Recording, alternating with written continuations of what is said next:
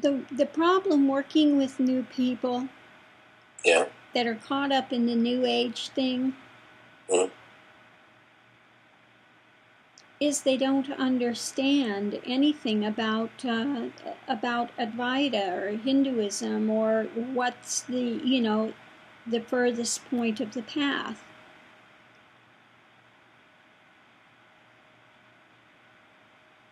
The New Age movement is ignorant of that, Not to say they're stupid people, they're ignorant of it. They just don't know what it is. And they've stopped short.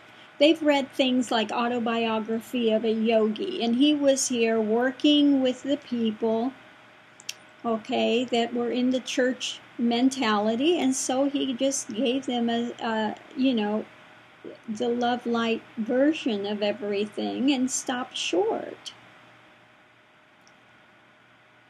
He talked to them at the level they were at and didn't go any further than that. That's not the whole of it. Just like ones that are, Krishna, reading Krishna, and they're only reading the beginning parts of the Bhagavad Gita, and they're not reading the last section of Uddhava Gita, which at that point dispels all that was before. It's the same thing, they're starting out and not having the whole of it, they're going to a point of, where it all sounds good, it sounds wonderful,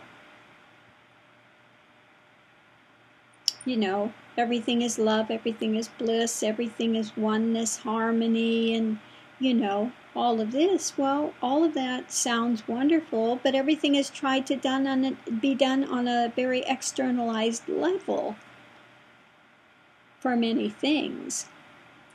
And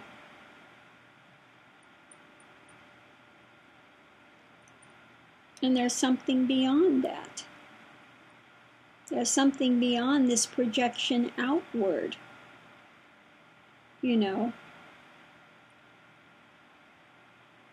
what's beyond that can't be explained because, all of them, and especially New Age movement, they're looking for more control, more power. We want to become gods, we want to become goddesses, we want to, and it's an expansion of ego rather than going, with that contraction of it that falls away into that absolute, which is one, not many.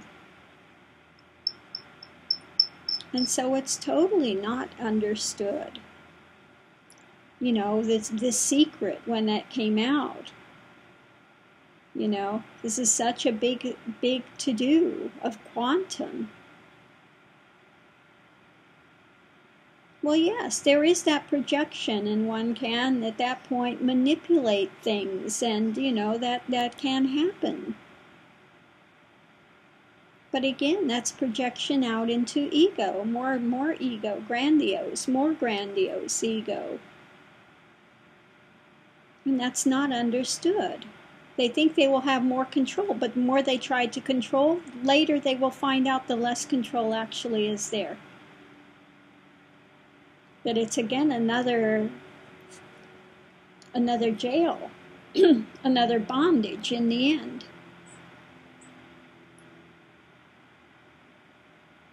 But that's a hard lesson to learn. All of these things are coming in stages. It's like when that other one came out, what was it? Oh, Celestine Prophecy. Then everybody's looking for the connection to everything. And you can get into that and absolutely drive yourself crazy. Everything has to have a really blown up meaning. It's got to have something really special in it, every single little thing that happens. And you're so caught up in that and looking for, the synchronicity in everything. And you're in that trip for a time in that spin. And if you're looking for it, you're going to find it. Okay? That's what happens. That's why it's quantum. Same The Secret. Yeah, if you want to pursue it in the mind and put it out, that projection, I can tell people how to project. That's no big thing. You put it out there and then you got to let go of it. The thing is, most people don't want to let go of it, and then it doesn't manifest back because they're still clinging to it. You can't have something manifest back when you're still clinging to it. Okay, but this is, again, and when you go further, these are like parlor tricks. It's nothing, and one drops that because it doesn't bring happiness. It doesn't bring that peace. It doesn't bring those things in the end. And one usually has to find out the hard way. So if people hear me say this, they'll poo-poo it. They won't believe it. But I can tell that's the truth of the matter because I've been through that. It was in that stage way back in the 60s, So many years ago was in that manifesting stage. And, all of that stuff, yeah, it can happen. When Kundalini awakens, some powers can arise, you can control at that point. I had cities, could control weather, could control this, had prayed about things and saw some of the prayers brought some devastation, which you found out rapidly you should have kept your mouth shut, So all of these things are learning experiences. But again, they all come out of ego. Yep. I went through yagas with the old path, and yeah, it manifested what they said, but it didn't bring any peace in life. Well, right. It's manipulating the universe stuff, which is all transient.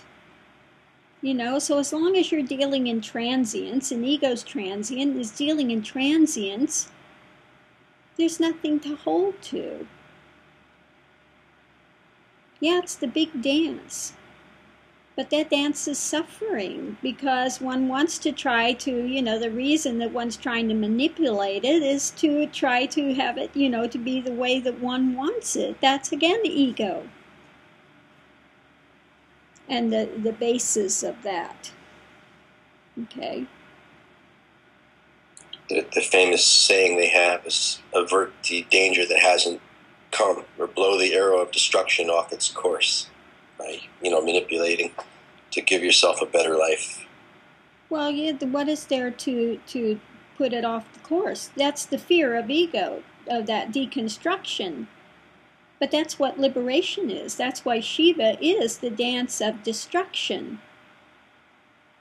It has to deconstruct to find that which is prior to, which is liberation. Okay? That's the path.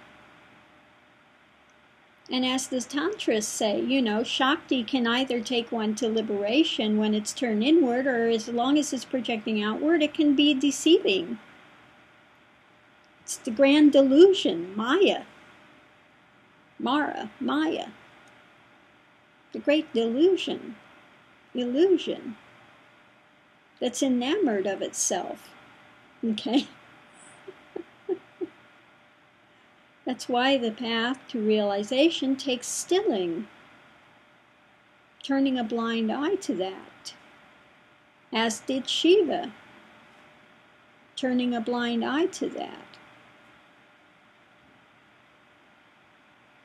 And going beyond just looking at it and seeing it as, another, like some of them say, well, you just have to see the space between the words and find the space there. And hold to that. Well, then there's still a projection of something holding to something. You're still subject-object. Same thing, when the mind starts to still and they say, well, I'm holding to that silence and stillness and compartmentalizing it, then it's still duality. There's still a spin of some sort going on. There's a buffer zone. One's in witness state. They're not so caught up in that. One can see it and can, at that point, can comment on what's happening as it's happening. It's been kind of segmented, compartmentalized. The buffer zone is there, but that's not it yet. That's why it has to deconstruct. The mind has to eventually die into that unchanging is. And then it's pure awareness, pure consciousness without content that is occluding. Okay.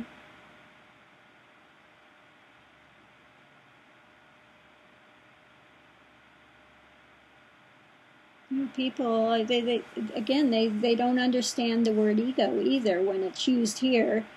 People say, oh, ego is something, oh, it's the negative side of it. You know, when ego comes up. Then we get into ego. Well, no, one's always in ego. As long as one is in mind and separation and distinction, then one's in ego. So they don't even, begin to understand what the word ego is when it's used here. It's all ego. The whole world is ego until it deconstructs into that primal is, which has no other. And that's a state of consciousness that takes place. The mind stills. There is no more rising mind thoughts.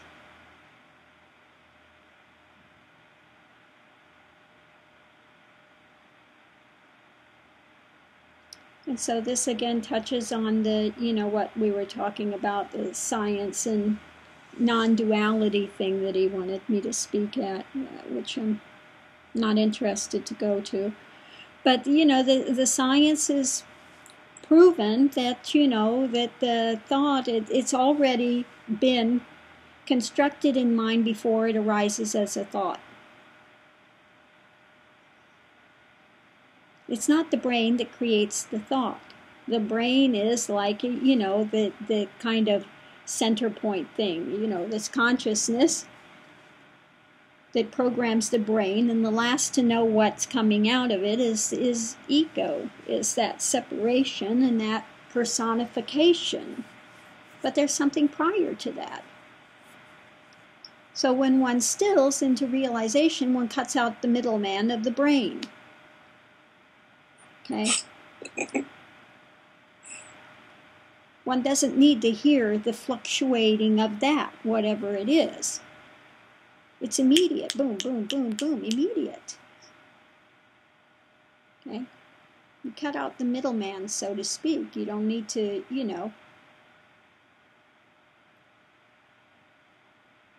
Science hasn't gotten to that point yet. That's the truth of the matter. There is something prior. This is why when Kundalini awakens, you have so many experiences to show you are not the body. 1 second, the consciousness can be in the body, and then, like I said, we had the experience where the consciousness is above the trees. Well, then if consciousness is above the trees, it's not connected, it's not dependent on the body. People have had near-death experiences, and, near-death, well, they did die. Near death is a misnomer. They did die. They were dead for a time.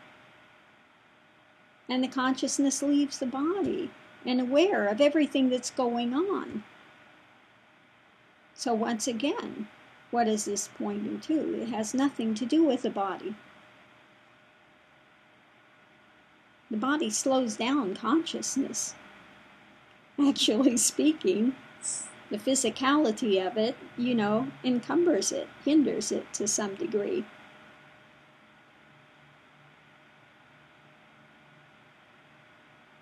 That's the truth of it. Without the body, one could think where they want to be, in a second they're there because they don't have an encumbrance of a body to drag with them.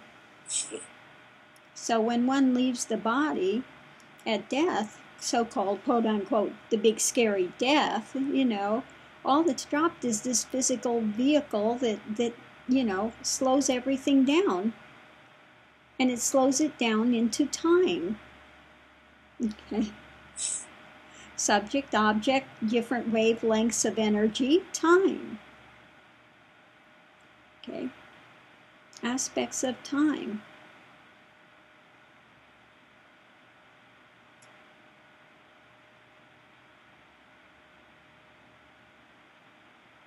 The whole planet is built on energy. And within the energy is also consciousness. Okay?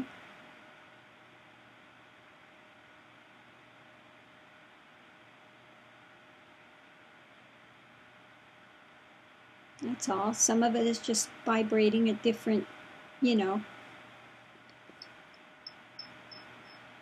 different speeds, and so as it was at a slower speed, it feels to be more solid, and when it's vibrating at a higher speed, then it's less solid. This is why one of the students, when she was looking at her son, he seemed to disappear. Well, her consciousness, everything in the body, all of the Kundalini, everything was vibrating at a very high rate, and so it appeared that he was disappearing. She was freaking out. The son wasn't actually disappearing, but in her consciousness, it, you know. They've said before that in tribes that had never seen a ship, when a ship came on the horizon, they didn't see it. They didn't see it because it wasn't in their consciousness to be seen. It wasn't in their consciousness to be seen. Therefore, it wasn't programmed there, and it wouldn't register. It didn't register. Okay. So many odd things, you know, take place.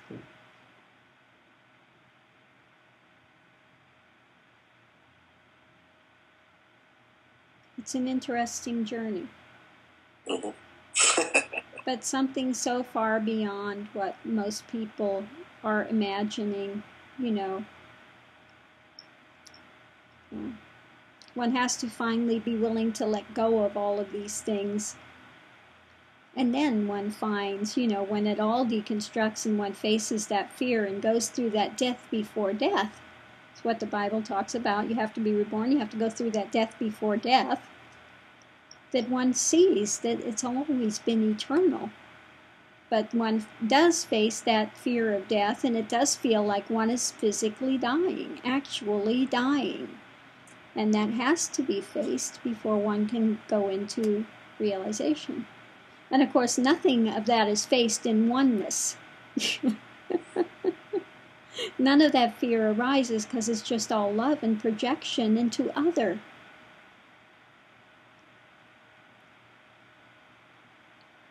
Myself and the object of my affection.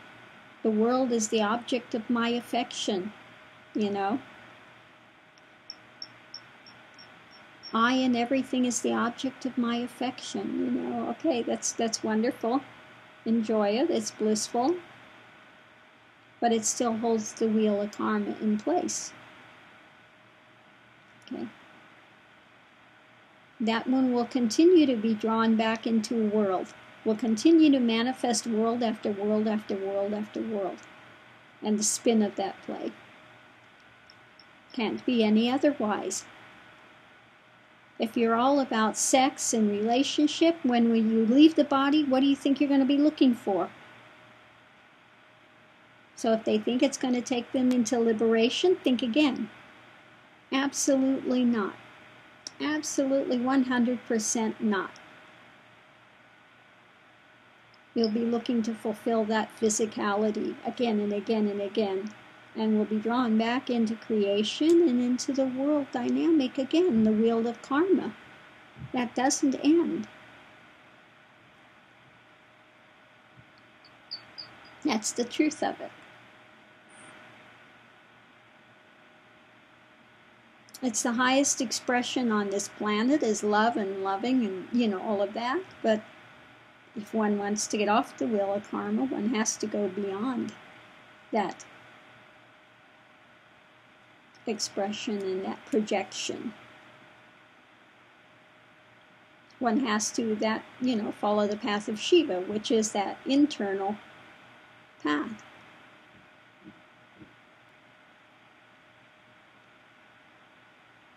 That deconstructs, dances on the head of ego. The world comes, it goes, it doesn't matter. One is liberated at that point.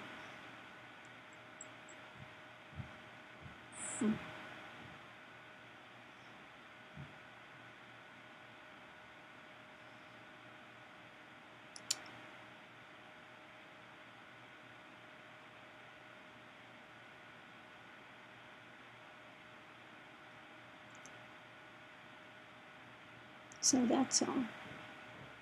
Very simple.